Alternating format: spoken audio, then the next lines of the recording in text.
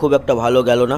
আরও একটি রকেট বাস্টের খবর চলে এলো, সেই খবরই আপনাদের সামনে আমরা নিয়ে এলাম। গত 3-4 দিন আগেই কিন্তু একটি রকেটকে আমরা বাস্ট হতে দেখেছিলাম, এবং সেই রকেটটি যখন বাস্ট হয়েছিল তার ভিডিও আপনাদের সামনে আমরা নিয়ে এসেছি। সেটি ছিল আস্ত্রা রকেট।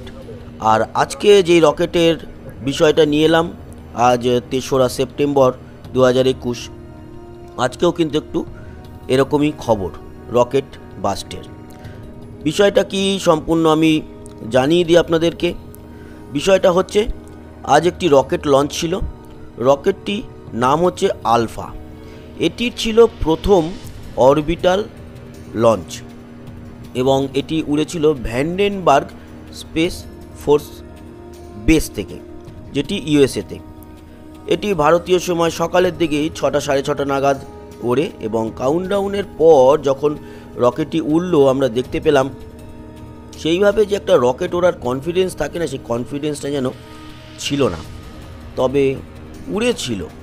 ওড়ার পর বেশ খানিকটা সে যায়ও, আর দুর্ঘটনা ঘটে তারপরেই।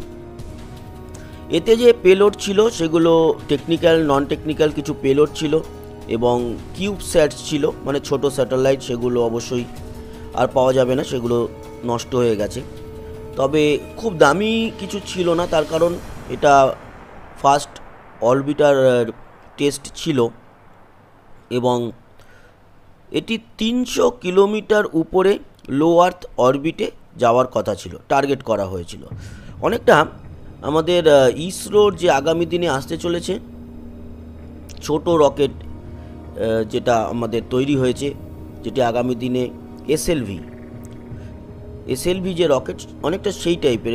এটি কিন্তু নিয়ে যাবে আগামী দিনে ছোট ছোট স্যাটেলাইটকে নিয়ে যাওয়ার কথা ছিল। তো সেরকম এটারও যাওয়ার কথা ছিল, তবে এটা সাকসেস হলো না। আবারও বলি যে কোনো সময় রকেট এই ধরনের যে লঞ্চ হয়ে থাকে, সব সময় যে সাকসেস হবে তার কোনো মানে নেই। প্রতিটা সাকসেসের পিছনে একটা ফেলিওর থাকে, আপনারা জানেনই সেটা। তো এরকম চলতে থাকবে আগামী দিনেও। এই ধরনের মিশন হবে, ফেলিওর হবে, সাকসেস হবে, আবারও ঘুরে দাঁড়াবে। তো এই খবরটাই দিতে এলাম যে আজ 3 তারিখ সকালই আমরা দেখতে পেলাম একটি রকেট লঞ্চ কিন্তু ফেলিওর হয়েছে, সেটা নিয়ে আপনাদের জানালাম। তো বন্ধুরা, এই ছিল আজকের এই বিষয় এবং ইনফরমেশান। জানি না এই কোনো রকেট লঞ্চের দুর্ঘটনার খবর তো আর শুনতে ভালো লাগে না, তাও আপনাদেরকে ইনফরমেশান দেওয়া আমার কাজ, তাই ইনফরমেশান দিতে এলাম। সবাই ভালো থাকবেন, সুস্থ থাকবেন, আবার দেখা হবে।